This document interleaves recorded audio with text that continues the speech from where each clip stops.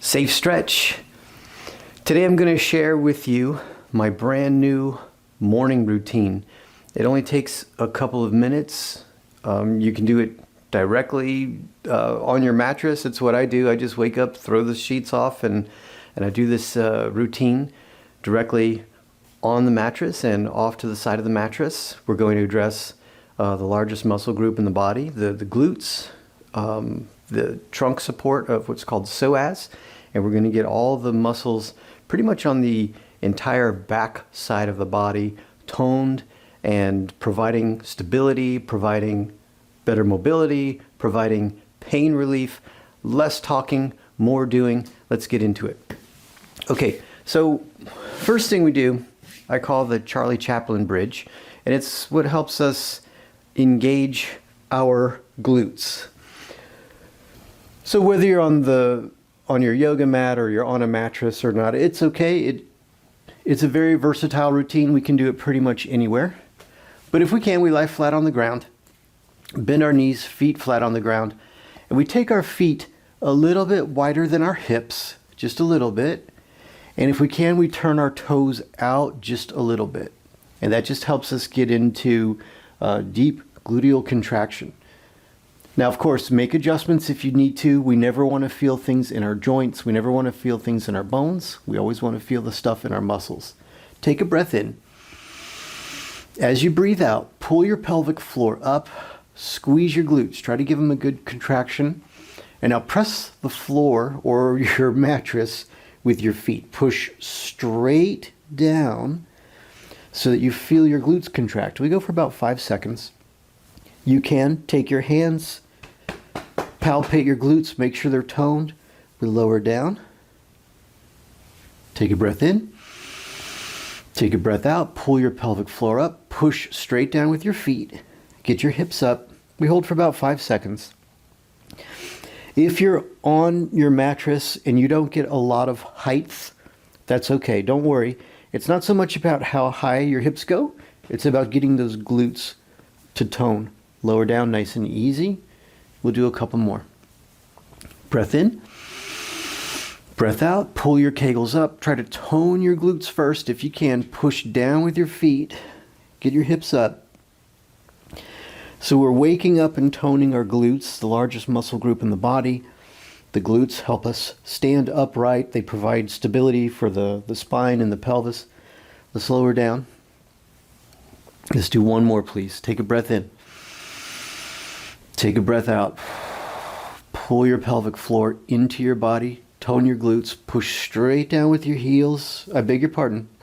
Press straight down with your feet. Now, however, if we can we go heels only? Can we just press down with the heels? Heels only on the ground. And just push straight down. You want to feel this in your glutes. You don't want to feel it in your hamstrings. You want to feel it in your glutes. Now slowly lower down. Nice and easy. Good. Now we activate the deep core muscle. It's called the psoas. And this is the figure 4 psoas activation. We'll keep the right knee bent. Left ankle crosses, just like a figure 4 type position. And it's the right hand that goes to the inside of the left knee. And yes, you can also use your left hand. It's whatever you can do to provide resistance. Now let me show you what it looks like without the hands. I'm trying to bring my left knee across my body. I'm using the psoas muscle to pull my knee across my body. But my hands are going to block. Okay? And that's where we get the tone from. So take a breath in. Take a breath out. Try to press the inside of your left knee against your hands. Give it a good contraction here, good tone, and then release. Breath in, breath out. Press the inside of your left knee into your hands. Try not to use any other muscles, so pay attention. Release. Pay attention that you're not gripping with your legs, you're not gripping with your core or your face. We're really trying to isolate just the deep core on the left side of the body. Hands in place, breath in, breath out. Give it a good contraction. You want to feel the core on the left side getting nice and toned. We'll release. Let's go one more time. Breath in. Breath out. Give it a good contraction here. You're pressing that left inner knee against your stiff arms or arm to get a good isometric contraction of the deep core. Now let's switch sides, please. So the right ankle crosses over the left thigh. We're going to place our hands on the inside of the right knee. You can do one or two hands. Breath in, breath out, and just go easy at first. You try to press the inside right knee into your hands. Give a good contraction and then relax. So we'll feel the right side of the core engage here. Breath in, breath out. Give it a good squeeze. Try not to use any other muscles. Try not to ground your teeth. Try not to leverage with other parts of the body. We're trying to just isolate deep inside the core on the right side. Breath in, breath out, go again. Breathe. Did I forget to mention that? Helps if you breathe. We'll let that go. Let's do one more. Breath in, breath out. Give it a good contraction. Give it a good contraction. And then we gently release. Okay, well done. Now, for the next stretching without stretching, we come to a seated position. You have to imagine that I'm dangling my feet over the side of the bed. But we can also do this seated in a chair or seated cross-legged is fine. Here we're going to tone the postural muscles, the back side of the body. We give it a try. Take a breath in. Try to lift your chest. If you can tolerate it, we want to feel the muscles on the back side of the body toning and contracting. And that's what helps give us a little bit of lift and length through the front side of the body. Okay, if we can, thumbs up, arms up overhead. And we're just trying to get our arms behind our head. We want to feel the backside of the body toning. Just about 5 seconds here. Now, what we try to do, keeping our arms behind our head, we bend our elbows, we come to sort of like a W shape here. And we give that a good squeeze. So you should, hopefully you're feeling all the muscles pretty much in the upper and mid back toning. Let's come back up. Thumbs up if we can. We're trying to reach our arms behind our head. Don't force and don't rush. We just want to get those muscles to contract and wake up. Now we come to the W. Keep your shoulders down, please. And we're trying to get our arms behind our heads. Even if they don't quite go there, it's getting the contractions, getting the muscles to wake up and contract. Let's go one more. Remember, keep your chest up. Breathe. Let's find an exhale. Bring our arms to a W here. Squeezing the muscles on the back side of the body and gently release. And you kind of shake out any residual tension. Don't force. Don't stretch. Do your best to stay within beneficial and safe parameters. Now, the fourth and final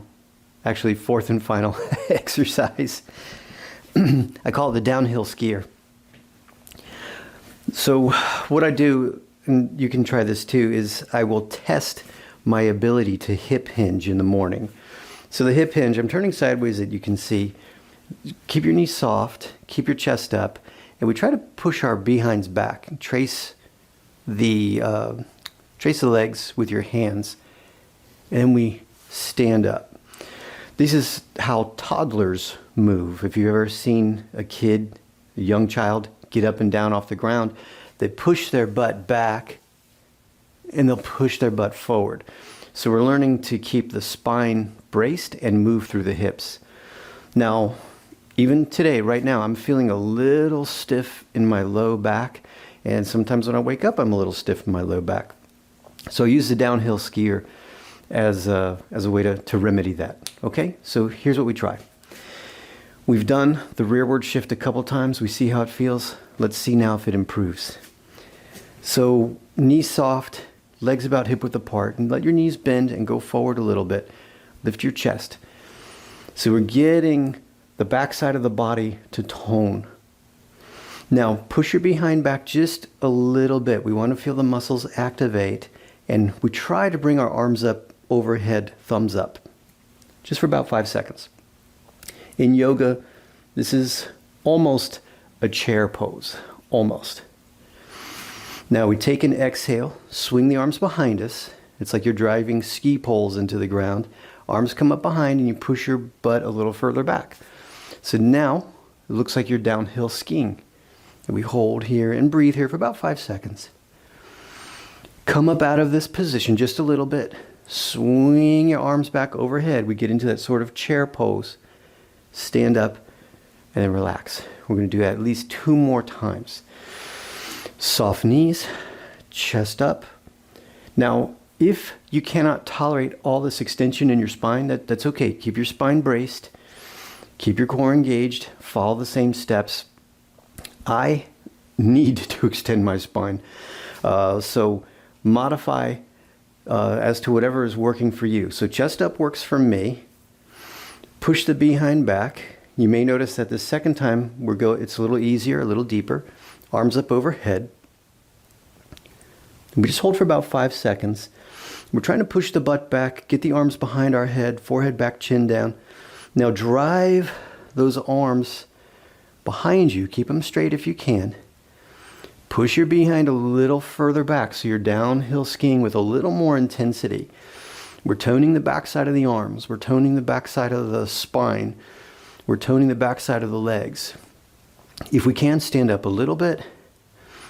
Arms overhead. So we're kind of in that chair pose, kind of. Stand up.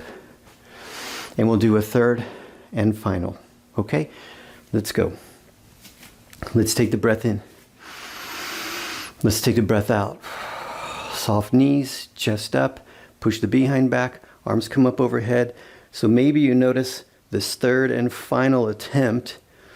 It's a little easier. You're a little further along. We swing the arms back. Push the behind back a little bit. We're downhill skiing. Let's hold for about 5 seconds. 4, 3, 2, 1. Come up a little bit. Bring your arms up overhead. Stand up, please. Shake yourself loose. And now we'll try the hip hinge again. So you may have noticed the first time I did it, my hands stopped like right around my kneecaps. Let's see if it improved. Take a breath in. Take a breath out. Soft knees, lift your chest, push the behind back. Yeah. So now my hands are down by the center of my shins, more or less, without stretching. So I hope you noticed we didn't do a single stretch. However, we did tone and activate our muscles, and it's that toning and activation that sends a signal to our brain that things are safe and stable.